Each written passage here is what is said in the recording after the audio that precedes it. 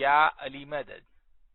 Otherwise, Rai Abu Ali Missionary, wise number 374.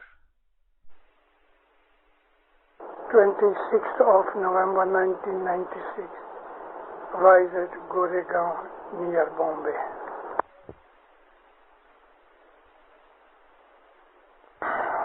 Ya Ali Madad.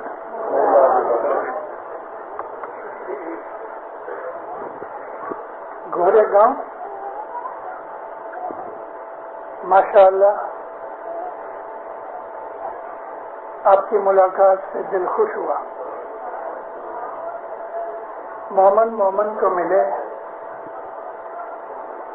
दोनों तरफ खुशी होनी चाहिए.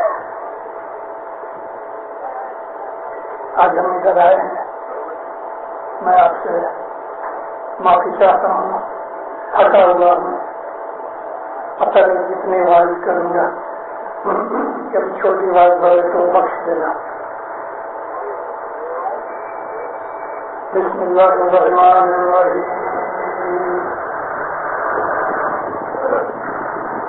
إِنَّا أَعْطَيْنَاكَ الْكَوْثَرَ فَصَلِّ لِرَبِّكَ وَانْحَرْ إِنَّ شَانِئَكَ هُوَ الْأَبْتَرُ. صدق الله العلي العظيم. مولانا حضرت امام کے سلوات پڑھو گے.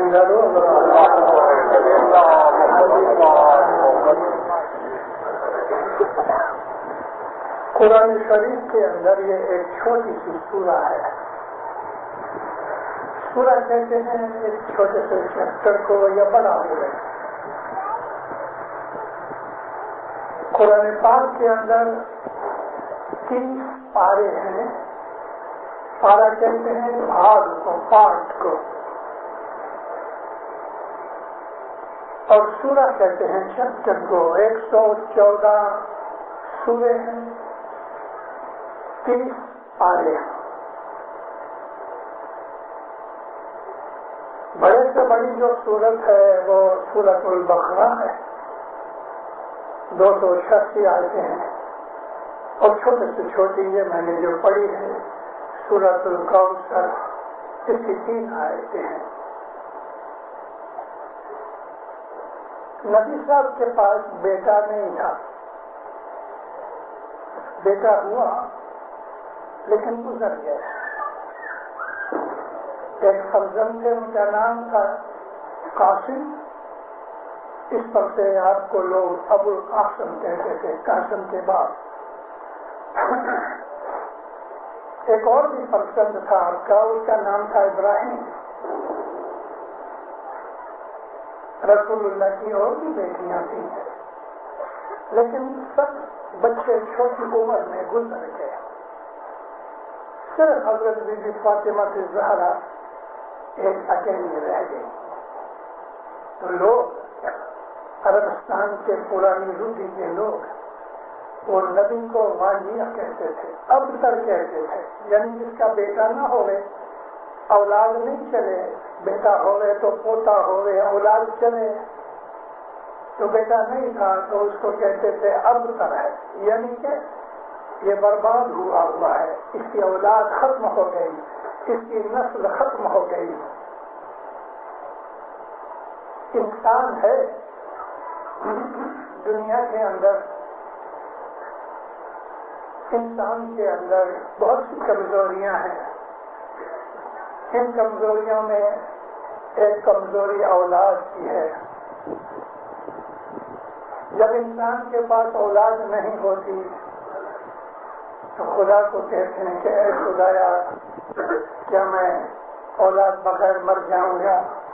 حضرت ابراہیم علیہ السلام تھے، عمر بڑی ہو گئی، 99 سال کے ہو گئے، 100 میں 1 کم. بی بی سارا تھی ان کی 75 برس کی.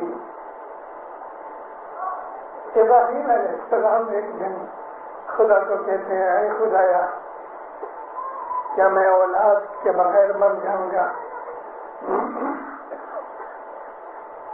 اللہ نے کہا نہیں ابراہیم، تجھے اولاد کی خواہش ہے، میں اولاد دوں گا۔ اب خوش ہو گئے، گھر جا کے بیوی سارہ کو کہا کہ آج خدا نے مجھے ایک خوش خبر دی ہے کہ خدا ہمیں ایک فرزند دے گا۔ کہ یہ شرم نہیں آتی؟ ابھی 75 برس کے اندر مجھے کون سا بچہ ہوگا؟ اللہ نے فرمایا کیا بولتے ہو؟ میں اگر چاہوں تو تیرے سامنے یہ جو پتھر پڑا ہے اس میں سے میں 25 بچے جوان فرزند میں ابھی پیدا کر دوں۔ خدا کے لیے کوئی چیز ناممکن نہیں ہے۔ اللہ تعالیٰ جو ہے وہ قادر مطلق ہے۔ قادر مطلق کہتے ہیں ہر چیز کر سکتا ہے، وہ کسی چیز میں محتاج نہیں۔ خدا نے اس کو فرزند دیے، 2 فرزند دیے، حضرت اسماعیل دیے اور ایک حضرت اسحاق دیے۔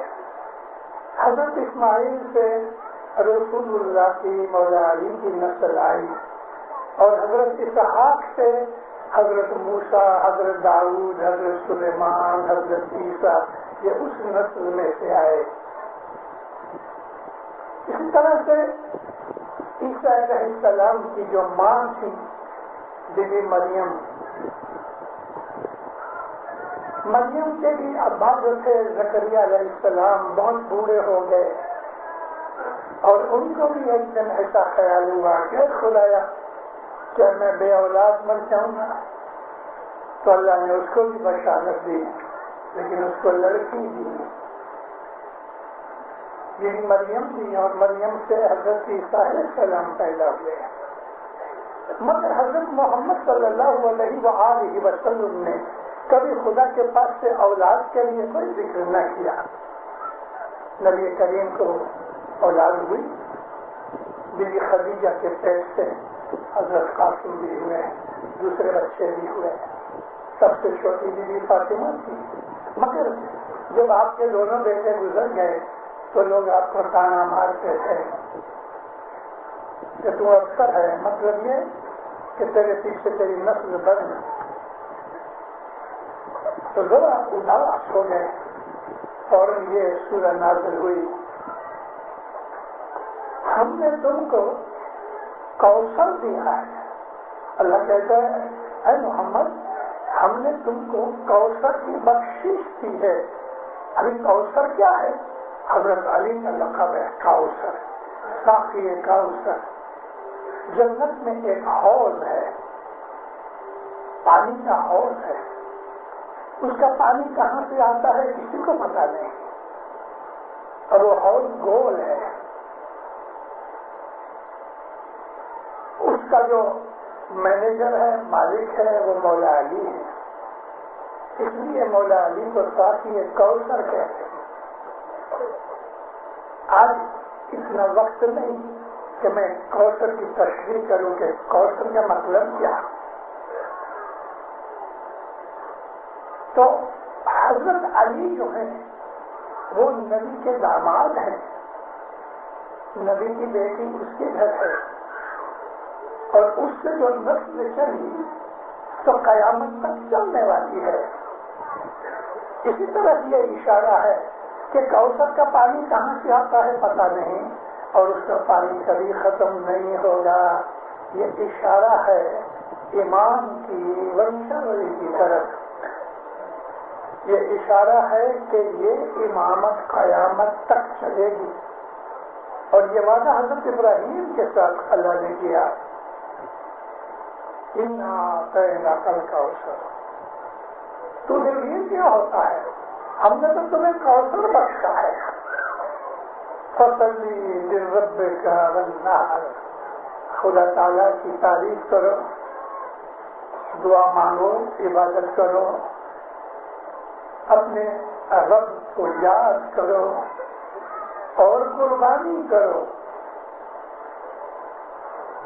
نحر سے قربانی بکرے گائے اونٹ کی قربانی کو کہتے ہیں، لیکن سوال پیدا ہوتا ہے کہ بات چیت بن رہی ہے رسول اکرم کی نسل کے لیے، آپ کی اولاد کے لیے، اور اللہ کہتا ہے کہ میں نے تمہیں قوسر دیا ہے، مطلب کہ تیری اولاد کبھی بند نہیں ہوگی، تو پھر یہاں اونٹ بکرے کی قربانی کا ذکر کیا ہے؟ یہ اونٹ بکرے کی قربانی نہیں ہے۔ عربی زبان کا جو لفظ نحر ہے، البتہ ظاہر کے اندر ایسا ہی ہے کہ ہم کسی جانور کی قربانی کریں جو عموماً حج کی عید کے موقع پہ ہوتا ہے، مگر یہاں کچھ اور مطلب ہونا چاہیے، کیونکہ یہ ایک ایسی امپورٹنٹ بات اللہ تعالیٰ فرما رہا ہے، اور وہ رسول اکرم کی نجی خود کی پرسنل چیز ہے، مگر یہاں نحر کا مطلب کیا ہے کہ تو دکھ اٹھا۔ یہاں نحر کا مطلب ہے قربانی کرنا، مگر کس کی؟ اپنے سکھ کی۔ خدا کو یاد کر، اس کی عبادت کر اور اس کے لیے قربانی کر۔ اور سچ مچ اے مومنوں، رسول اکرم نے جتنے دکھ اٹھائے، رسول کی اولاد نے جتنے دکھ اٹھائے، ہم جس طرح سے بکرے کو پکڑ کے اس کی گردن جھلا کر دیتے ہیں، اس طرح رسول اللہ کی اولاد کی گردن کاٹی گئی،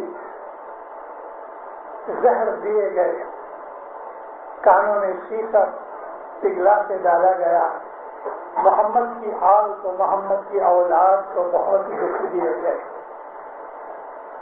یہ اس طرح کی اشارہ تھا، ان شانئک هو الابتر، اور وہ لوگ جو تجھے مینا مارتے ہیں، تانا مارتے ہیں، وہ خود مٹ جانے والے ہیں، اور وہ مٹ گئے، لیکن محمد کا نام جاری ہے، اس کی اولاد الحمدللہ نسل و نسل خدا کے اس نور کو پکڑ کے ہدایت کے لیے جاری ہے۔ مولانا حضرت امام ہمارے تھے، عمر بڑی ہو گئی، 22 برس کی عمر میں امام بنے، بہت برسوں تک مولانا نے شادی نہیں کی۔ ایک رپورٹر تھی اٹالین، مولا کے ملنے کے لیے گئی، تو مولانا کو کہتی ہے، مولانا اس نے یہ کہا کہ یہ ہمارا سلسلہ ہے امامت کا، قیامت تک چلے گا، تو وہ حد سے کہتی ہے، استغفر اللہ، کہتی ہے کہ اگر تم پہلے جلدی سے مر جاؤ شادی سے پہلے تو مولا فرمایا نہیں مروں گا۔ پھر کہتی ہے کہ آپ کو کبھی اولاد نہ ہوئی تو اس کا فرمایا ضرور ہوگی۔ کیسا دعویٰ ہے، اور ہر زمانے کے اندر ہمارے حضرت امام کی نسل قیامت تک چلے گی، خدا نے یہ وعدہ قرآن میں بھی کیا ہے۔ مولا نے کافی دیر تک شادی نہ کی تھی، ایک دفعہ 62 کی آخر میں مولا کے حضور میں بیٹھا تھا، ہم باتیں چیتیں کرتے کرتے یا جماعت کی جو خیال تھے، جماعت کے جو جذبات تھے، میں نے مولا کے سامنے رجوع کیا، میں نے کہا خدا بند ایک بات پوچھوں، کہتا پوچھ، میں نے کہا بولا شادی کیسی کرو گے؟ بولا چہرہ بدل گیا، ذرا برا لگا، میں نے کہا میں معافی مانگتا ہوں۔ کہتے نہیں، ہر لوگ مجھے پوچھتے ہیں شادی کبھی کرو گے، شادی کبھی کرو گے۔ ابو علی تیرے کو تو پتا ہے میرے ابا ابھی تک دفن نہیں ہوئے، پرنس علی خان تب تک دفن نہیں ہوئے۔ میں نے کانوں کو ہاتھ لگایا، میری بھول گئی۔ مجھے کہتے میرے ابا ابھی تک دفن نہیں ہوئے، وہ دفن نہ ہو گئے، اس کا جنازہ پڑا اور میں شادی کروں؟ میں نے کہا میری بھول ہے مولا۔ پرنس علی خان کی دفن کریا کے بعد کچھ برسوں کے اندر مولا نے شادی کی۔ الحمدللہ آنے والا امام بھی ہمارے اندر موجود ہے، یہ باتیں میں نے سمجھانے کے لیے کی ہیں کہ رسول اللہ کے زمانے سے آج تک اور آج سے لے کے قیامت تک امامت کے نور کا یہ سلسلہ جاری رہے گا. اور اللہ تعالیٰ نے قرآن میں کہا نا کہ پھونکوں سے یہ نور کا دیوا بجھایا نہیں جائے گا. یہاں پھونکوں سے مراد کیا ہے؟ دشمن. اور دشمنوں نے بہت محنت کی ہے کہ رسول اللہ کی اس نسل کو کاٹ دیا جائے. بنی امیہ نے، بنی عباسیہ نے خوب محنت کی، کچھ نہ بن سکا تو جھوٹا جھوٹا شجرہ نسب بھی بنایا کہ یہ کھوٹا ہے، مگر کھوٹا کھوٹا ہوتا ہے، سچا سچا ہوتا ہے.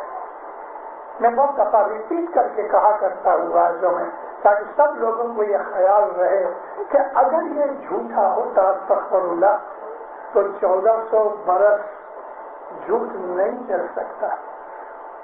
10-20 برس چلے، 1400 برس سے یہ کہتا چلا آیا ہے کہ یہ امامت کا سلسلہ قیامت تک چلے گا. 1400 سال سے کہتا آیا.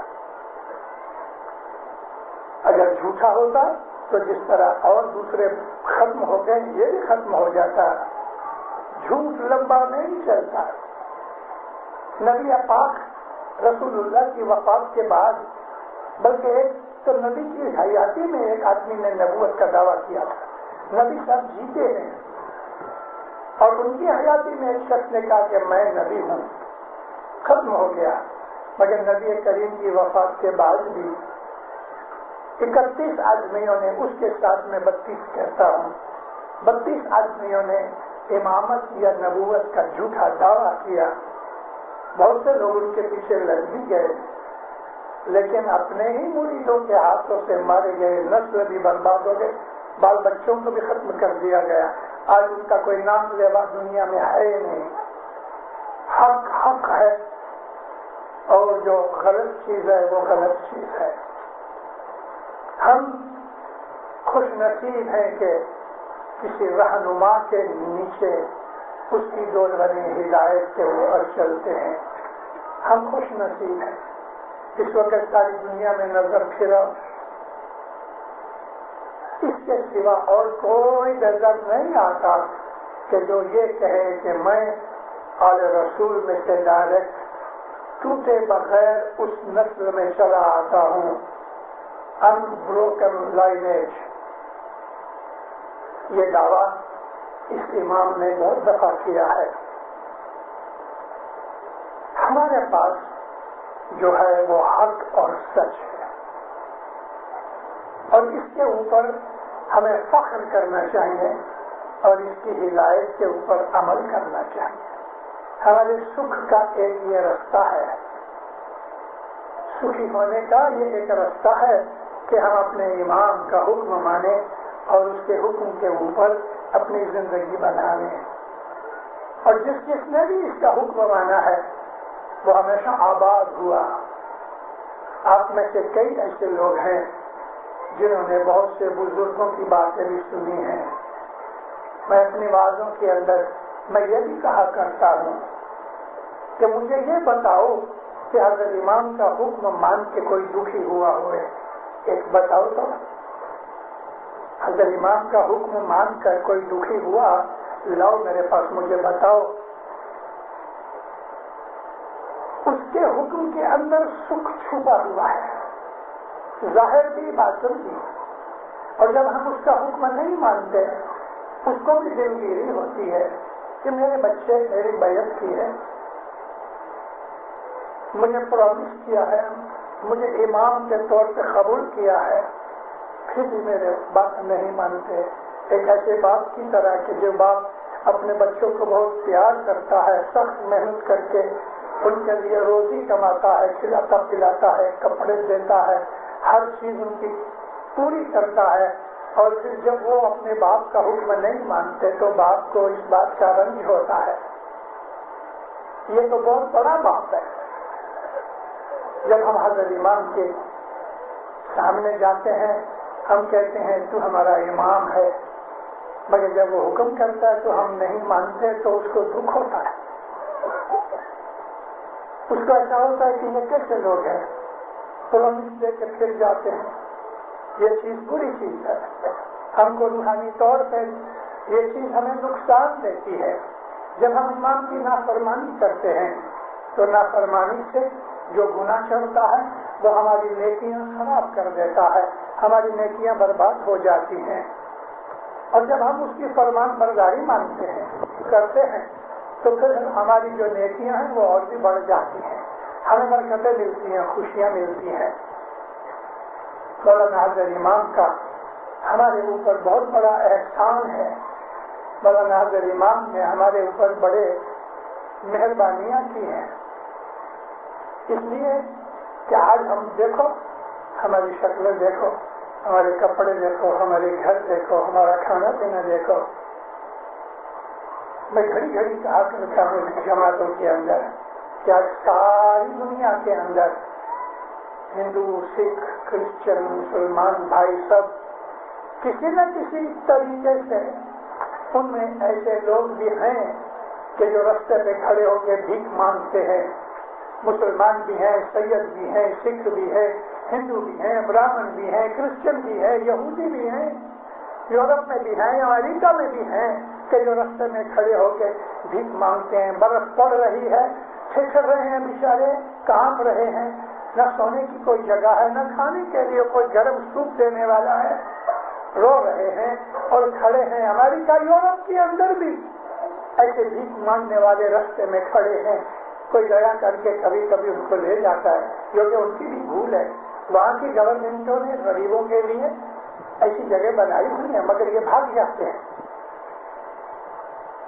کہنا میں یہ چاہتا ہوں کہ ساری دنیا کے اندر الحمدللہ میں 122 ملک دیکھے میں نے, لیکن کہیں بھی رستے کے اوپر ایک اسماعیلی بھیک مانگتا ہوا نہیں ہے, کہیں نہیں. ساری دنیا کی قوموں کے لوگ کہیں نہ کہیں ہیں, مگر دنیا میں ایک بھی اسماعیلی نہیں کہ جو رستے میں کھڑا ہو کے بھیک مانگتا ہوئے. کیا آپ کو اس بات کی خوشی نہیں کہ یہ ہمارے امام کا یہ کرم اور اس کی دعائیں ہیں, کیسے بھی ہیں, ہم اس کو سمیٹ لیتے ہیں, لیکن ہم کسی کو رستے پہ کھڑا ہو کے بھیک مانگتا ہوا نہیں دیکھ سکتے.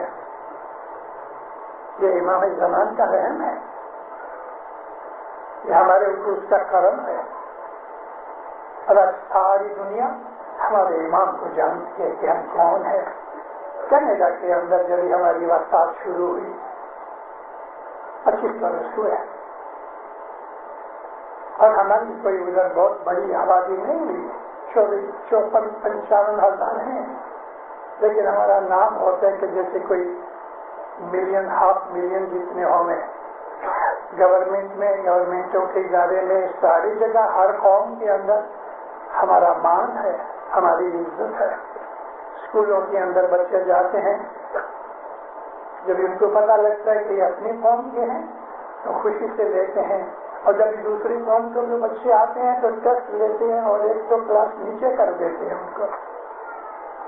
ایسا اچھا ہمارا مولا ہو گیا, دیکھنے میں بھی کیسا خوبصورت ہے. بات کرو تو منہ میں سے پھول نکلتے ہیں امام کے مکھ مبارک سے. کتنے پیار سے بلاتا ہے, ہمارے لیے دکھ اٹھاتا ہے, ہمارے لیے تکلیفیں اٹھاتا ہے. ہم لوگ 5-7 گھنٹے کے 10 گھنٹے کام کرتے ہیں, بہت مزہ کرتے ہیں.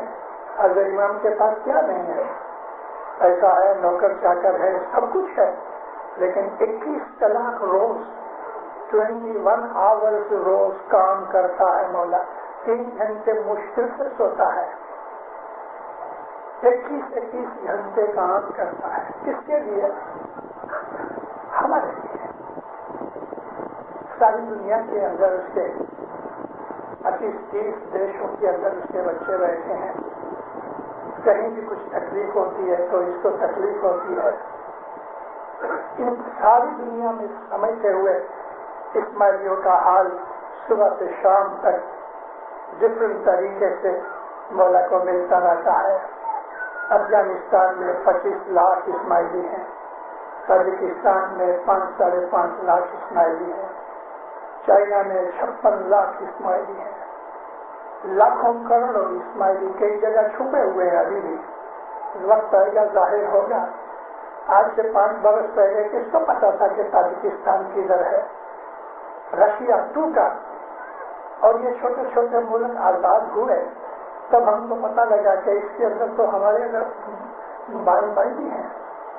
ये बदख्शान है जो ताजिकिस्तान के अंदर, इस्माइल जो रहते हैं बदख्शान है और इस तरफ ताजिकिस्तान है।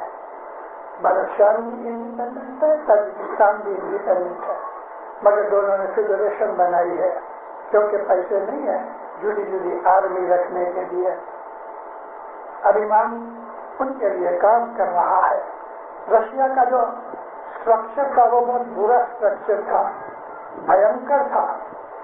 रशिया ने इन तमाम मुल्कों को अपने कब्जे के अंदर इस तरह रखा था कि जैसे कोई आदमी ज़िबा करने के लिए बकरी या मुर्गी को जमीन पे पांव बांध के सुला देता है और अभी उसको मारने ही वाला है, ऐसी कंडीशन थी इन छोटे छोटे मुल्कों की कि जहाँ तकरीबन सब के सब मुसलमान है, इस्लाम है। मगर रशिया की पॉलिसी ऐसी थी कि इन मुल्कों के अंदर कोई तरह की इंडस्ट्री या कोई तरह की ऐसी चीज कि जो इनको फ्यूचर के अंदर डेवलप करे वो नहीं होनी चाहिए। एक समझाने के लिए मैं आपको एक बात सुनाऊं। रशिया ने यूक्रेन के अंदर जहाँ तेल बहुत है वहाँ एक फैक्ट्री खोली साइकिल बनाने की। इसके जो साइकिल के जो व्हील्स हैं वो ताजिकिस्तान में बने और जो हैंडल्स हैं वो किर्गिस्तान में बने। जो बैठने की सीट है वो उज़्बेकिस्तान में बने और इसकी जो फ्रेम है वो कजाकिस्तान में बने। अब ख्याल करो कि एक मुल्क में सिर्फ पायरे बनते हैं, दूसरे मुल्क में फ्रेम बनती है, तीसरे मुल्क में हैंडल्स बनते हैं। ये सारी चीजें इधर से निकाल के यूक्रेन जावे और वहां इसको असेंबल करके बाइसिकल बनावे। रशिया की ये पॉलिसी इसलिए थी कि कोई मुल्क अपने पांव में खड़ा न हो सके। अब जब रशिया टूट गया तो ताजिकिस्तान के अंदर जो व्हील्स बनाते थे अब क्या करे? अब व्हील बना के क्या करे? फ्रेम नहीं मिलती, फ्रेम मंगानी चाहिए, सीट मंगानी चाहिए, सैडल मंगानी चाहिए, हैंडल्स मंगाने चाहिए। कोई मुल्क कामयाब ना हो सका, सबके कारखाने यूं ही पड़े हैं। तो इस पॉलिसी के कारण से हमारे इन भाइयों की हालत बहुत खराब रही। यूं आपको बोलूं 98% लिटरेसी है। अमेरिका की लिटरेसी भी 92 के 93% है, इतनी नहीं जितनी हमारे इस मुल्क की है। हर आदमी पढ़ा लिखा है, इंजीनियर है, डॉक्टर हैं, साइंटिस्ट हैं, प्रोफेसर हैं, अच्छे अच्छे सर्जन हैं, हमारी खुद की यूनिवर्सिटी है, लेकिन पैसा नहीं, सोर्स नहीं, खाने का अनाज नहीं, कुछ नहीं उगता। थोड़ी सी वेजिटेबल है उगती है। जब ये रशिया से जुदा हुए, खाने की तकलीफ हो गई, मौला का दिल हिल गया। इमीडिएटली मौला ने आगा खान फाउंडेशन की मारिफत से बंदोबस्त किया, एरोप्लेन खाना पीना भर के इनके पास जाते रहे। वीक में शुरू में 2 दफा जा रहे, चावल, आटा, खंड, पकाने का तेल और चाय की पत्तियां, 5 चीजें हजरत इमाम आगा खान फाउंडेशन की मारिफत एरोप्लेन भर के ताजिकिस्तान लेके जा रहे और सबको दे रहे हैं। खाली इस्माइलियों को, नॉन इस्माइली, इस्माइली सब उसके बच्चे हैं, सबको दे रहे हैं। मैं इस मुसाफरी में गया, एक ऐसी जगह आई कि हमें रात गुजारनी पड़ी रास्ते में और इतनी सख्त ठंडी बात छोड़ रहा है, आदमी बाहर खड़ा हो तो उसके दांत बचते होंगे। ऐसी जगह रात गुजारने के लिए بہت تکلیف ہوئی، مگر وہ گاؤں کا جو چودھری تھا وہ وہاں کا کرگیز تھا، اسماعیلی نہیں تھا۔ ہماری جیپ کھڑی ہوئی اور میرے ساتھ جو سیکورٹی کا آدمی تھا وہ بھی اسماعیلی تھا، کرنل میر۔ وہ گیا بھاگ کے اندر اور اس کو پتہ نہیں کیا کہا، وہ بھاگا آیا، اتنی عزت سے لے کے گیا کہ بات چھوڑ دو۔ میں نے کہا میر کیا کہا؟ میں نے کہا کہ آغا خان صاحب کا دائی ہے۔ اتنے مان عزت سے دکھایا، قالین بچھائے، ہم کو گرم گرم کھانا کھلایا، بیٹھے باتیں کی، ہاتھ باندھ کے کہتا ہے میری ایک عرض آغا خان صاحب کو ضرور کہنا کہ ابھی بھی جو ہم کھانا کھاتے ہیں تو ان کا بھیجا ہوا کھانا کھاتے ہیں۔ اب تو مولا نے بائی روڈ بندوبست کر لیا ہے اور اب مولا نے پلاننگ بھی کی ہے، انشاءاللہ 98 کی آخر تک وہ لوگ اپنا اگایا ہوا اناج کھائیں گے۔ پلاننگ ہو رہی، الیکٹریسٹی کے لیے مولا نے فیکٹری وہ ڈال دیا، پاور ہاؤس بنا کے، ہائیڈرو الیکٹرک اسٹیم لے کے مولا نے 3 مہینے کے اندر اس کو کھڑا کروا دیا۔ آج بھی حاضر امام ان کے لیے بڑی بڑی پلاننگ کر رہے ہیں۔ اس کو پڑھیے دنیا کے اندر بہت سے دھرم گرو ہیں، یہ تمام دھرم گرو لوگوں سے پیسے بٹورتے ہیں، لیکن ہے کوئی ہمارے مولا کی طرح جماعت کی ایسی جو مددیں کر سکے؟ مجھے یاد ہے مولانا حضرت امام پاکستان سے 64 دسمبر مہینہ 26 تاریخ دسمبر کی کینیا کے اندر پولیٹیکل گڑبڑ ہو گئی اور جماعت گھبرا گئی۔ جماعت کا جتنے بھی ایشین تھے سب گھبرا گئے اور سخت ڈر تھا۔ افریقن لوگ جب بگڑتے ہیں تو آگا پیچھا دیکھتے نہیں۔ حضرت امام 2 دن اپنا پاکستان کا پروگرام توڑ دیا، کینسل کیا اور وہاں باپ اڑ کے نیروبی آئے۔ جب نیروبی آئے تو جماعت سے زیادہ ہو گیا، شانتی۔ ماں باپ جماعت کرنے آئے، میں آپ کو آنکھوں دیکھا حال بولتا ہوں۔ مولا کو چین پہنایا گیا، مولا نے دعا سیکھ دی اور مان کرنے کے لیے کھڑے ہوئے تو یہ مائک ہے نا، اس کو ایسا ہاتھ سے پکڑا لیفٹ ہینڈ سے اور رائٹ ہینڈ سے مولا اپنے اس چین سے کھیل رہے ہیں اور فرمان کرتا ہے میرے روحانی بچوں، میرے کو پتہ لگا کہ تم لوگ ادھر کی پولیٹیکل سچویشن کے کارن سے گھبرا گئے ہو، میں تمہارے لیے تم کو حوصلہ دینے کے لیے پاکستان کا پروگرام 2 دن باقی تھے، میں نے کینسل کر دیا اور میں تمہارے پاس آیا ہوں، بالکل فکر مت کرو، بالکل گھبراؤ مت۔ ہاتھ وہ چین سے کھیلتے کھیلتے بند کر کے سینے مبارک پہ ہاتھ رکھ کے مولا کہتا آئی ول ٹیک کیئر آف یو۔ بتاؤ تو مجھے دنیا میں ایسا کوئی ہے کہ جو ان تمام ہزاروں آدمیوں کے لیے مولا کہہ رہا ہے میں تمہارا دھیان کروں گا، میں جناب کے دل میں سکون ہو گیا، کئی لوگ رو پڑے خوشی کے اندر، ایسا امام کہاں ملے گا؟ پھر مولا کہتے ہیں اگر کوئی بہت تکلیف ہو بھی گئی تو میں تم کو اس ملک میں سے 12 گھنٹے کے اندر نکال دوں گا، اور تم لوگ جانتے ہو کہ میرے پاس یہ طاقت ہے، میں ایروپلین کا ایک فلیٹ لے کے آؤں گا اور تم کو 12 گھنٹے میں نکال ڈالوں گا، تم فکر مت کرو۔ جماعت سکھ کی نیند سونے لگی۔ 8 برس کے بعد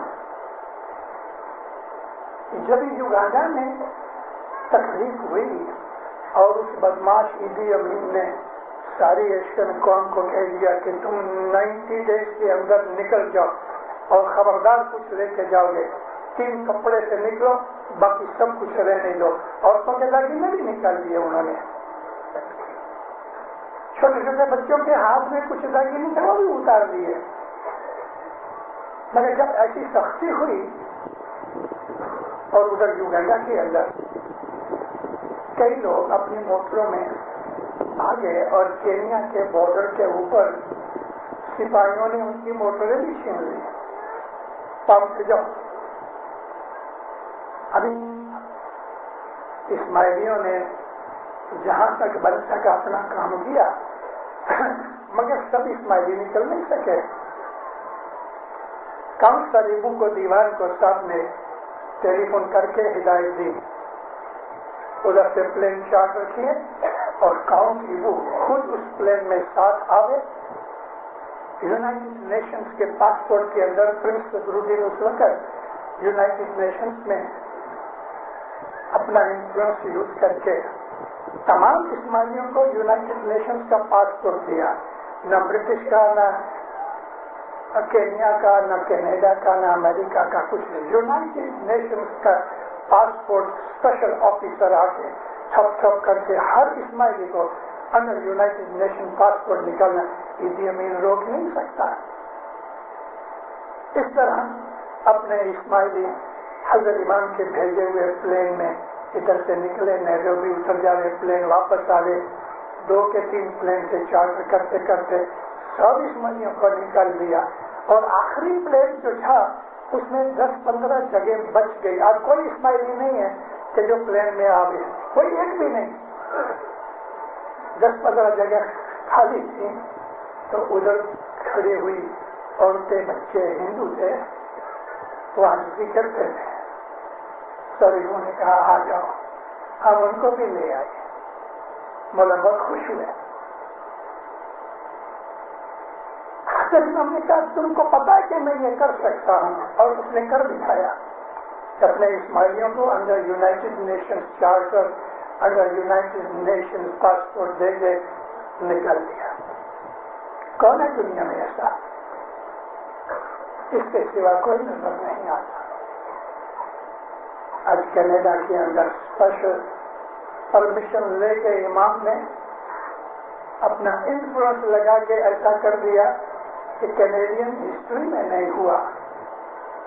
کینیڈین کانسٹیٹیوشن اور لا کے حساب سے آدمی اترے اور اس کو لینگویج سرٹیفکیٹ ملے, 5 برس ادھر رہ گئے, پھر وہ عرضی کرے, اس کی تپاس ہوئے, انویسٹیگیشن کے بعد پھر اس کو سٹیزن شپ ملے.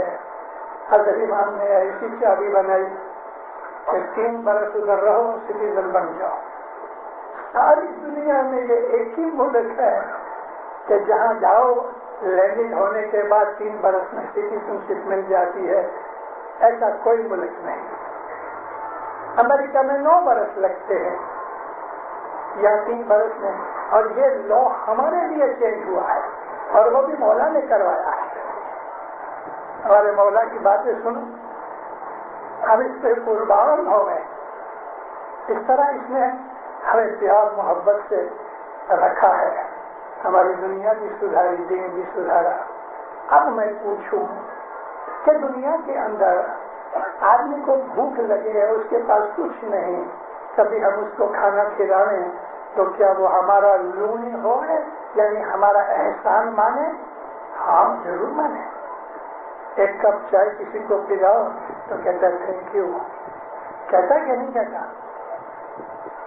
ایسا مولا, اس نے ہمارے اوپر ایسی مہربانیاں کی تو کیا ہمارے اندر اتنی بھی ناک نہیں کہ ہم اپنے مولا کو تھینک یو کہیں, شکرانہ ادا کریں؟ صرف یہ کہہ دینا تھینک یو مولا نہیں. یہاں میرا مطلب تھینک یو کا یہ ہے, اس کا فرمان مان کے اس کو راضی کرو.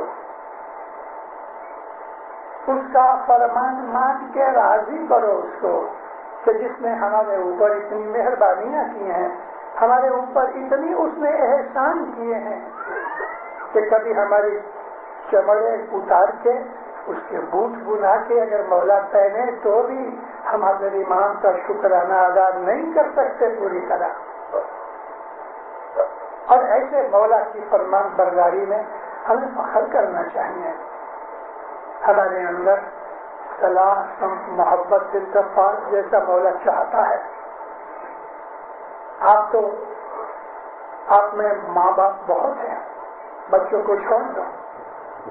آپ کے جو بچے ہیں اگر وہ آپس میں لڑتے ہوئے تو باپ کے طور پہ کہ ماں کے طور پہ آپ کو اچھا لگتا ہے. دو بھائی لڑ رہے ہیں، دو بہنیں لڑ رہی ہیں، بہن بھائی لڑ رہے ہیں، آپ کے بچوں کے اندر صبح سے اٹھتے کے ساتھ ہی دھم پچھاڑ، مارا ماری، گالی گلوچ، چیزیں پھینکنا ایسا ہو گئے، آپ کو ماں طریقے اور آپ کو باپ طریقے اچھا لگے؟ جب حضرت امام ہمارا روحانی باپ ماں ہے، جب جماعت کے اندر، جماعت کے لوگوں میں آپس کے اندر جب محبت پریم نہیں ہوتا، صلاح سمت نہیں ہوتی، تو حضرت امام کو برا لگتا ہے. جب ہمارے اندر سمت ہوتا ہے تو وہ ہم پر خوش ہوتا ہے، بخششیں دیتا ہے. سمت یا جم، یونٹی میں ایک پاور ہے. جو جدے جدے رہتے ہیں، میری بھینس ہے میری بھینس ہے، تیری بھینس ہے تیری بھینس ہے. اچھا بھائی، ابھی بھینسوں میں کیا کرنا ہے؟ نہیں، میں کہوں وہ ہونا چاہیے، ایسا نہیں ہوتا. موسیٰ علیہ السلام خدا کے ایک نبی تھے، اور موسیٰ علیہ السلام کی باتیں رسول اللہ ہم کو بہت سنایا کرتے تھے. ایک دن موسیٰ علیہ السلام کو حضور پہ گئے.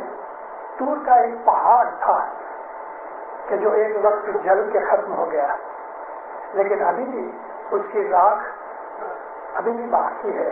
ایجپٹ کے اندر نارتھ سائڈ میں جہاں غازہ اسٹریٹ سے نیچے اسرائیل کی بارڈر ہے، اس سارے علاقے کو سینائی کہتے ہیں، طور سینائی. آپ ادھر جاؤ گے تو آپ کو کالی جلی ہوئی راکھ ملے گی. یہ طور پہاڑ جل گیا تھا. تو موسیٰ علیہ السلام ہمیشہ ویک میں ایک دفعہ شنیچروار کے دن طور پہ جا کے اللہ کو سلام کرتے تھے. جب یہ آواز آئے قریب آئے موسیٰ تو گھٹنوں کے اوپر سجدہ کرتے تھے، پھر کھڑے ہو کے خدا سے باتیں کرتے تھے. یہ سوال کرے خدا جواب دے. ایک دن کہا، اے موسیٰ، میں تیری امت کے اوپر، تیری جماعت کے اوپر میں ایک فرق ڈالنا چاہتا ہوں. میں تیری جماعت کے اوپر ایک امتحان اتارنا چاہتا ہوں، ایگزامینیشن کرنا چاہتا ہوں، میں تمہارا ٹیسٹ کرنا چاہتا ہوں. موسیٰ علیہ السلام ڈر گئے. اے خدایا، اس ٹیسٹ کے اندر کیا ٹیسٹ ہوگا؟ فرمایا، اے موسیٰ، میں یہ نہیں بتاؤں گا، لیکن تمہارے اوپر میں کچھ ٹیسٹ بھیجنا چاہتا ہوں. جا کے قوم کے سرداروں کو کہو کہ خدا کہتا ہے میں تمہاری پریکشا لینا چاہتا ہوں. اور خدا پوچھتا ہے کہ کس بات میں پریکشا کروں؟ تمہاری اولاد میں کروں، مال میں کروں، تمہاری تندرستی میں کروں، تمہاری کایا میں کروں، تمہاری آبرو میں کروں؟ کس بابت میں تمہاری پریکشا دوں؟ موسیٰ علیہ السلام گھبرا کے آئے واپس. جماعت کے تمام بڑے بڑوں کو سب کو بلایا. ان کو کہا ایک بہت گمبھیر بابت ہے. اللہ فرماتا ہے میں نے تمہیں کھلایا پلایا، آرام دیا، عزت دی، دنیا کے سب سکھ دیے ہیں. اب میں تمہاری پریکشا کرنی چاہتا ہوں. اور خدا پوچھتا ہے کہ کس بابت میں پریکشا کروں؟ میاں بیوی جھگڑے اس بابت میں کہ گھر کا تمہارا سکھ چلے جائے، تمہاری اولاد تمہارا سامنا کرے، بدماش ہو جائے، اس بابت میں؟ کہ میں تمہاری تندرستی کے اندر میں تمہاری پریکشا کروں کہ تم کو بیماریاں دوں، میں تمہارے کام کاج کے اندر تمہاری روزی رزق میں تنگ کر دوں، اس بابت میں دوں، مجھے پریکشا کرنی ہے، لیکن تم مجھے بتاؤ کہ تمہاری کس بابت میں پریکشا کروں۔ سب لوگوں کے سر نیچے ہو گئے، کئی لوگ غمگین ہو گئے، پریشان ہو گئے، کوئی بولے نہیں۔ موسیٰ علیہ السلام فرماتے ہیں ارے بھائی مجھے کچھ جواب دو، خدا نے جواب مانگا ہے۔ بہت دیر کے بعد ایک بوڑھا کھڑا ہوا، ہاتھ باندھ کے کہتا ہے یا نبی، اس کو کہو کہ تو قادر مطلق ہے، ہر چیز تیری قدرت میں ہے، ہم کسی چیز میں تیرا سامنا نہیں کر سکتے، اور تو اگر کوئی ہماری پریکشا لے گا، ہمارا امتحان لے گا تو ہم اس کے قابل نہیں ہیں۔ تیری خوشی پڑے، جس چیز میں تجھے پریکشا لینی ہے بھلے لے، لیکن ایک بابت ہے کہ ہر حالت میں کیسی بھی تو پریکشا لے لے، ہمارے اندر سمپ دینا، پھر تجھے چاہے تو پریکشا لے لے۔ کیا مانگا؟ سمپ مانگا۔ پڑھتے ہیں جس کے اندر سورۃ التوحید یا سورہ اخلاص ہے، وہ ہمارا ایمان۔ انہیں قوم کو کہہ دے کہ تم نے سمپ کی دعا مانگ کے مجھے ایسا کر دیا ہے کہ اب میں کوئی بھی بابت میں تمہاری پریکشا کروں گا، تم ضرور پاس ہونے والے ہو سمپ کے کارن سے۔ سمپ مانگ کے تم ہر پریکشا میں پاس ہونے کی تم نے گارنٹی کر لی، اب میں تمہارے اوپر پریکشا نہیں بھیجوں گا۔ کتنی بھینسیں ہیں آپ کے پاس؟ 25-50 لاکھ ہیں، 2-4-5 ملین ہیں۔ آپ کی یہ بھینسیں ہندوستان کی بھینسوں کے اندر کیا پرسنٹیج اترے، کتنے ٹکا ہوئے؟ اور ایک آدمی کے پاس کبھی بھینسیں ہوں گے تو کتنی ہوں گی؟ اے مومنو، دنیا کی بڑائی کبھی نہیں چلتی۔ میں ادھر جماعت میں حاضر ہوا، مجھے بات آتی تھی کہ اس جماعت میں کوئی خامی ہے۔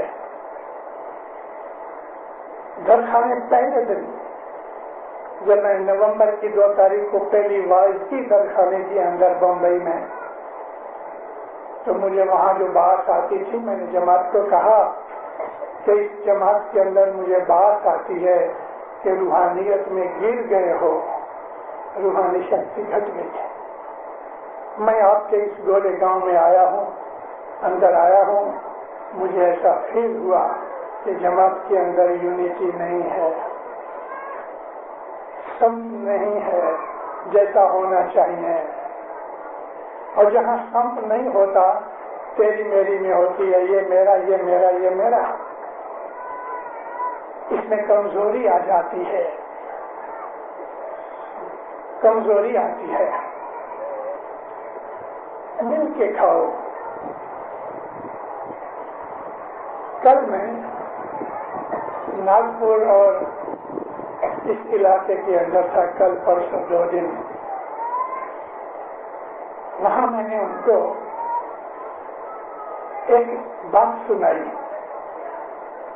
احد کی لڑائی تھی، نبی پاک رسول اللہ نے جب ہجرت کی، مکہ چھوڑ کے مدینہ آئے تو مکہ کے جو کافر تھے انہوں نے پیچھا کیا،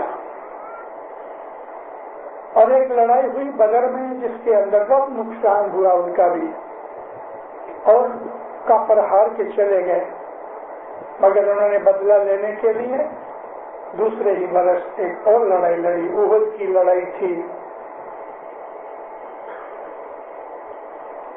اس لڑائی کے اندر ہماری مسلمان مائیں، انکلوڈنگ ہماری بی بی عائشہ، ہماری رسول اکرم کی بیوی ہماری ماں عائشہ، کیونکہ جو نبی کی بیویاں ہیں وہ امت کی مائیں ہیں، اپنے شلوار کے اوپر پائچے کر کے گھٹنے تک، کمر میں دوپٹہ باندھ کے، ہاتھ میں پانی کا جگ اور پانی کا ایک جام یعنی پلانے کے لیے گلاس کے طور پہ، ایسی بہت سی مسلمان عورتیں لڑائی کے میدان میں زخمیوں کو پانی پلاتی تھی، اس میں بھی عائشہ بھی تھی۔ مسلمانوں نے اپنی بیوقوفی سے جیتی ہوئی باتی ہار گئے، نبی کی نافرمانی کی۔ میں نے شروع میں کہا کہ جب بھی نافرمانی کرتے ہیں کبھی سکھ نہیں ملتا، اور نافرمانی کر کے کبھی کوئی سکھی نہیں ہوا۔ نبی نے ابو رافع نام کا ایک پہلوان شخص تھا، بڑا اچھا سولجر تھا، اس کو 50 آدمی دیے اور وہ سب کے سب تیر کمان لے کے نبی نے کہا کہ اے ابو رافع، یہ اپنے 50 آدمی اس درے کے اوپر 2 پہاڑ ملتے تھے، بیچ میں سے راستہ آتا تھا اوپر سے نیچے۔ حضور نے فرمایا ادھر اوپر تم چوکی کرو کہ پیچھے سے دشمن آ نہ سکے۔ ادھر لڑائی ہوئی، مسلمان جیت گئے، کافر اپنا سامان چھوڑ کے بھاگ گئے۔ جب بھاگ گئے تو اس زمانے کی ریت اور عرب کے اندر لالچ بہت ہے، جب یہ لوگ بھاگ گئے تو انہوں نے ہتھیار رکھ دیے اور ان کے کیمپوں کو ٹینٹوں کو لوٹنا شروع کیا۔ اب وہ اوپر وہ جو 50 آدمی تھے ان کے دل میں ایسا ہوا، ارے یہ لوگ لوٹ رہے ہیں، ہم کو کچھ نہیں ملے گا، تو یہ بھی نیچے اترے۔ ابو رافع کا ٹھہر جاؤ، مت جاؤ، کسی نے سنا نہیں، اپنے کمانڈر کی بھی نافرمانی کی، یہ لوگ نیچے اتر آئے، لوٹنے لگے۔ کافر لوگ دور جا کے جب اس شہر کے پیچھے دیکھتے ہیں تو مسلمانوں نے ہتھیار رکھتی ہیں، لوٹ رہے ہیں۔ ہو خالد بن ولید نام کا اس زمانے کے اندر کافر تھا، بعد میں مسلمان ہوا اور اسلام میں بڑا اچھا جنرل بنا۔ یہ کچھ تھوڑے سے آدمی لے کے پیچھے سے چکر کاٹ کے اسی راستے سے نیچے اترا اور لوٹتے ہوئے مسلمانوں کو گاجر مولی کی طرح کاٹ دیا۔ مسلمانوں کے پاس ہتھیار نہیں تھے، وہ تو لوٹ رہے تھے، اوپر سے دشمن آ گیا۔ ایسی کنڈیشن میں ہمارے مسلمانوں کی لاشیں پڑی ہیں، عورتیں پانی پلا رہی ہیں، خون ہا ہو رہا ہے، چیخیں ہو رہی ہیں۔ ایک جگہ سے آواز آئی ہے، پانی۔ آدمی جب موت کے نزدیک ہوتا ہے تو پیاس بہت بڑھتی ہے، اندر آتش ہو جاتی ہے۔ ابھی زخمی تھا، طاقت نہیں تھی، آرام سے بولا پانی۔ تو جو نزدیک میں بائی تھی وہ بھاگی اور جلدی سے جام بھر کے اس کو دینے جاتی ہے، کس طرح کے زمین پہ بیٹھے اس کو اٹھا کے پانی پلا لے۔ لیکن اس نے جام بھرا تو بازو میں سے ایک دوسری آواز آئی، پانی۔ تو یہ آدمی، یہ سولجر اس کو کہتا ہے پہلے اس کو پانی پلاؤ۔ میں تو پی لے، میں اس کے پاس جاتی ہوں، کہتے نہیں، پہلے میرے بھائی کو پلاؤ۔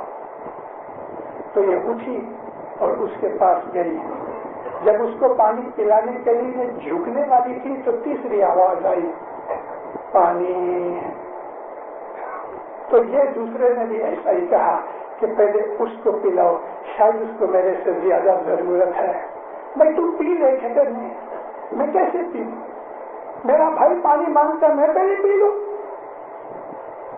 بہت سوچنے کی سمجھنے کی بات ہے اس کے اندر۔ یہ اس کے پاس گئی، وہاں تک پہنچے، وہ مر چکا تھا، بہت افسوس ہوا۔ اب یہ واپس آئی کہ یہ دوسرے کو پانی پلاؤں، یہ بھی مر چکا تھا۔ اب وہ پہلے کے پاس آئی، وہ بھی مر چکا تھا۔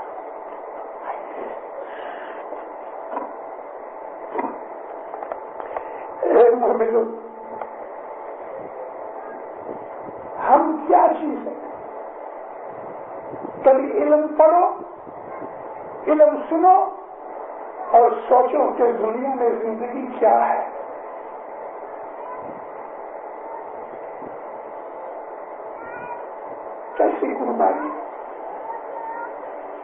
کے وقت پیاس لگی ہے اور دوسرے بھائی کو پانی چاہیے تو کہتا ہے میں نہیں پیوں گا، پہلے اس کو پلا۔ یہ ہے محبت اور یونٹی۔ کسی نے پانی نہ پیا، دوسرے بھائی کو پہلے پلاؤ، جان دے دی مگر دوسرے بھائی سے پہلے خود پانی نہیں پیا۔ یہ محبت اور یونٹی اسلام میں تھی۔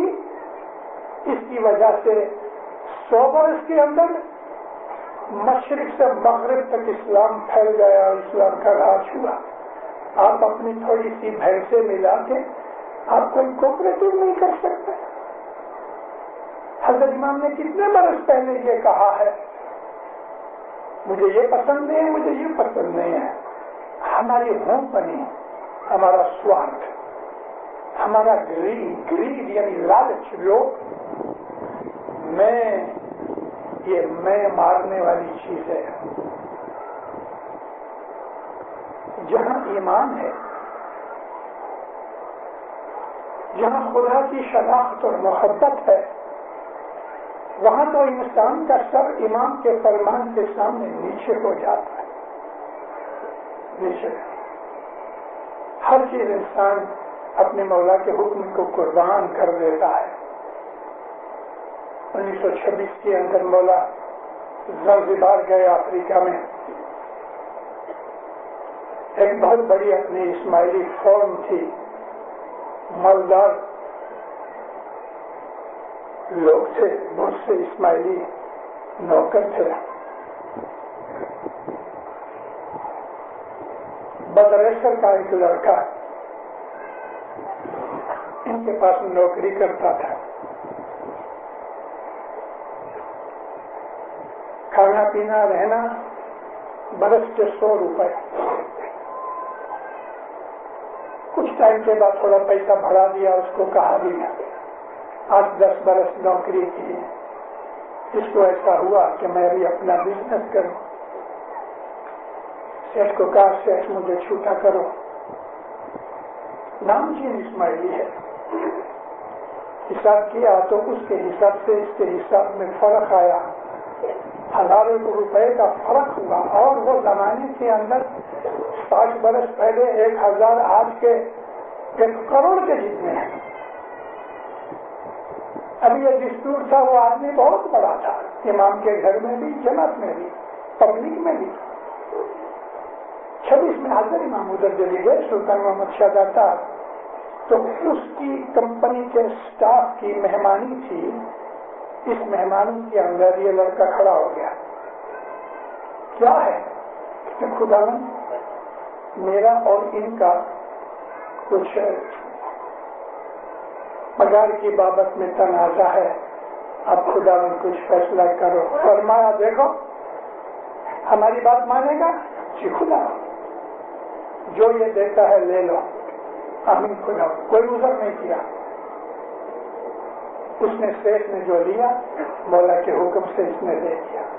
ایسا مومن شخص تھا، یہ دار السلام آیا، اس نے بزنس کیا، 5-7 برس کے اندر لاکھوں پتی بن گیا، بہت بڑی اس کی عالیشان دکان، سیٹ سے بڑی دکان بنائی۔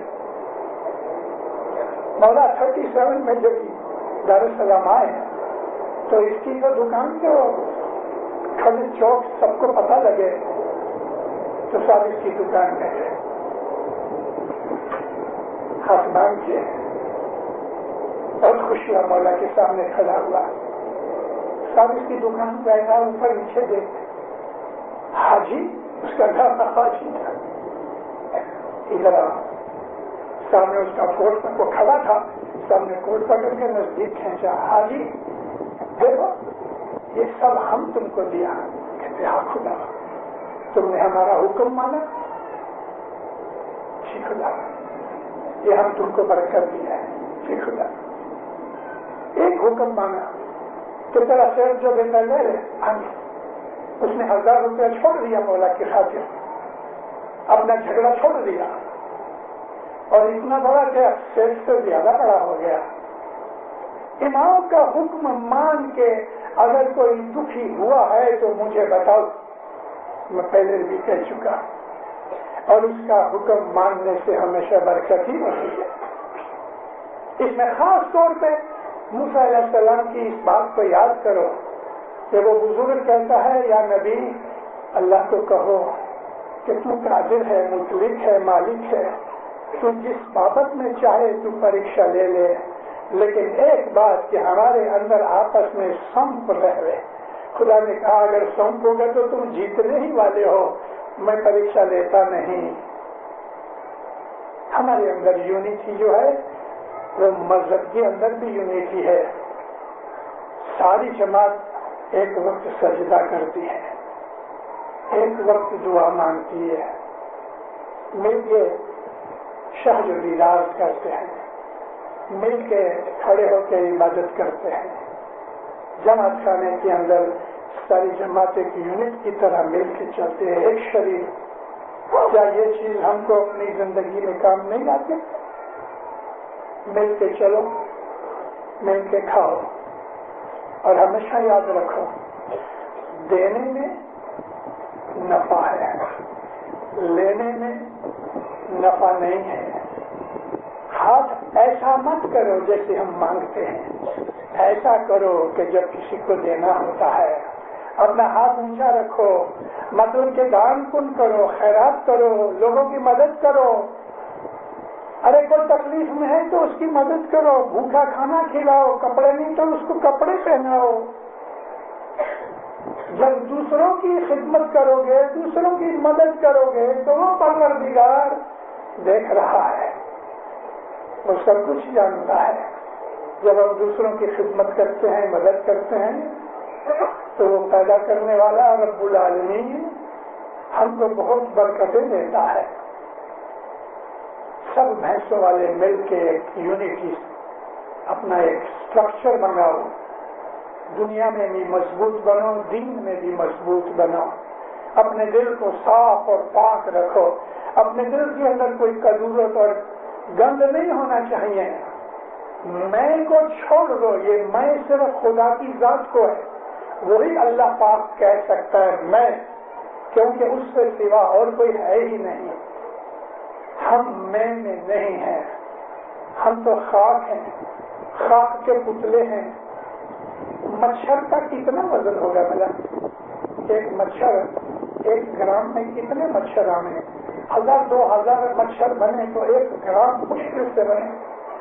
یہ چھوٹا سا مچھر ہم کو کاٹتا ہے تو بخار چڑھاتا ہے، 10 انچ کا سانپ کاٹتا ہے تو ہم مر جاتے ہیں۔ یہ موٹر چلاتے چلاتے ایکسیڈنٹ ہوتا ہے تو یہ لوہے کا ڈبہ ہم کو مار ڈالتا ہے۔ ہماری اوقات کیا ہے؟ پھر کہتے ہیں کاچا گھڑوا جیسا تمہیں آدمی ہاتھ پڑیا سو بھاگا۔ مٹی کا کچا مٹکا ہاتھ سے گئے سلامت رہے، ایسی ہماری حالت ہے۔ اور موت ہم کو کب آ جائے گی کچھ پتہ نہیں۔ لازم نہیں کہ بوڑھے ہی مریں گے، جوان بھی مرتے ہیں، بچے بھی مرتے ہیں۔ اس 2 دن کی 4 دن کی زندگی کے اندر تیری میری میں پڑے ہیں، میرا ایسا، میرا ایسا، میں ایسا، میں ایسا۔ یہ ہوں بنی، یہ سوارتھ پتی، یہ گریڈ، یہ لالچ، یہ لوگ نکالو اپنے من سے، اور روح کو پیدا کرو، روحانی شکتی پیدا کرو، خدا کی محبت پیدا کرو، اور اپنے آپ کو اس دنیا کے لیے کہ جہاں ہم کو مر کے جانا ہے اور خدا کے پاس حساب دینا ہے، اس کے لیے ہمیں تیاری کرنی چاہیے۔ کیا ہے دنیا؟ سب ادھر رہ جائے گا۔ سکندر بادشاہ تھا، الیگزینڈر دی گریٹ، چھوٹی عمر میں مارا گیا، 23-33 برس کی عمر میں اس کو ملیریا نے پکڑا اور بیبلونیا کے اندر وہ مر گیا۔ اس نے آدھی دنیا جیت لی، نکلا تھا مقدونیا میں، گریس آدمی تھا وہ، گریس میں سے نکلا اور ہندوستان تک، پنجاب تک آیا، مگر جب یہ واپس گیا بخار میں تل ملایا۔ دنیا کے بیسٹ ڈاکٹر ایرسٹوٹل جیسے اس کے استاد تھے۔ جب اس نے دیکھا جب میں جاتا ہوں، اس نے وصیت کی میرا جنازہ جب نہیں بناؤ تو میرے 2 ہاتھ باہر رکھنا، یہ دونوں ہتھیلیاں اونچی رکھنا. جو بڑے بڑے حکیم ہیں وہ میرے آگے آگے چلے. حکیم میڈیکل مین، عقل والے، علم والے ڈاکٹر لوگ یہ میرے جنازے کے آگے چلے. اور میرا جتنا خزانہ ہے وہ میرے جنازے کے پیچھے آوے. اور ملٹری کے جو جنرل ہیں اور میرے منسٹرز ہیں وہ میرا جنازہ اٹھاویں اور میرا سارا لشکر میرے پیچھے آوے. میرا میسج یہ ہے کہ میرے پاس اتنے حکیم ڈاکٹر عقل والے ہیں لیکن مجھے موت سے بچا نہیں سکے. میں مر رہا ہوں اور مر رہا ہوں. میرے منسٹر اور میرے جنرلوں نے میرا جنازہ اٹھایا ہے کہ یہ لوگ بھی مجھے موت سے بچا نہ سکے. میرا خزانہ اتنا میرے پیچھے ہے، اتنی دولت ہے میرے پاس، لیکن موت سے مجھے بیچ کے لے نہیں سکے واپس. اتنا میرا لشکر ہے لیکن پھر بھی میں مر رہا ہوں اور خالی ہاتھ جا رہا ہوں. کیسی اچھی اس کے اندر لیسن کی بات ہے. الیگزینڈر دی گریٹ، اتنا مال، اتنی دولت، یہ حکیم، یہ منسٹر، یہ لشکر، یہ خزانہ، لیکن خالی ہاتھ جا رہا ہوں. کوئی بھینس اپنی قبر میں ساتھ لے کے نہیں جائے گا. بھینس باہر ہی رہے گی، قبر میں نہیں جائے گی. مال و دولت قبر میں نہیں جائے گا. تن کے کپڑے بھی اتار لیں گے، ہاتھ میں بیٹی ہوگی، گلے میں ہاتھ وہ بھی اتار لیں گے، ننگا کر کے لپیٹ کے لے جائیں گے. یہ ہماری حالت ہے، ہمارا انجام یہ ہے. 6 فٹ کی جگہ میں زمین میں دفن کر دیں گے، مٹی ڈال کے چلو چلے، معاملہ ختم ہو گیا. اس انجام کے لیے ہم دنیا میں بڑائی کرتے ہیں، تیری میری کرتے ہیں، ہوں پنی کرتے ہیں، مغروری کرتے ہیں، فخر کرتے ہیں، لالچ کرتے ہیں، بدیاں کرتے ہیں، گناہ کرتے ہیں اس انجام کے لیے. اے مومنو سوچو اور اس خدا سے دعا مانگو کہ مولا مجھے عقل دے، مجھے حقیقتی سمجھ دے، مجھے کیا کرنا چاہیے کہ میری آخرت سدھرے. اچھے لوگ جب گزر جاتے ہیں تو اس کی اولاد کے اوپر بھی اچھا اثر ہوتا ہے، دوسرے لوگ بھی ان کو یاد کرتے ہیں. اور برے لوگ جب گزر جاتے ہیں تو لوگ جان چھوٹی چلا گیا. ایسے بنو کہ جب ہم مر جائیں تو لوگ ہماری یاد میں رونے، ہم کو یاد کریں. یہ 4 دن کی زندگی عبادت میں نکالو، بدیوں گناہوں سے بچو، عبادت کرو، نیک بنو، خیرات کرو. خدا نے جو کچھ دیا ہے اس میں سے دوسروں کو بھی کھلاؤ. اور اس طرح ہمارا جو دین ہے، اسلام ہمارا دین ہے، اسماعیلی ہمارا طریقہ ہے. دونوں طریقے سے، یعنی اسلام کے حساب سے بھی، اسماعیلی مذہب کے حساب سے بھی ہماری زندگی ایسی ہونی چاہیے. مولا فرمایا ایسے بنو کہ تم فرشتے کہلاؤ. اس دنیا کی 4 دن کی زندگی کو اچھی زندگی بنا، سکھی آباد رہو. مولا آپ کی نیک امیدیں پوریاں کرے، حقیقتی سمجھ دے، بدیوں برائیوں سے بچاوے، نافرمانی سے بچاوے، زمین آسمان کی سب بلائیں آپ سے دور کرے، دل دنیا کی نعمتیں دے دے، اچھی تندرستی دے دے، عزت آبرو بڑھاوے، ایمان بڑھاوے، سکھ بڑھاوے، شانتی بڑھاوے، سلاسم محبت دے دے. مولا آپ کی ہر محکومیں پوری کرے. مولا اپنی فرمان برداری میں رکھے. مولا اپنے فرمان کے اوپر چلنے کی طاقت دے دے. مولا اپنی محبت میں رکھے، اچھی نظر میں رکھے، خوشیاں دے دے، برکتیں دے دے. سکھی آباد رہو، میری دعائیں ہیں. بہت سکھی بنو، بہت آباد.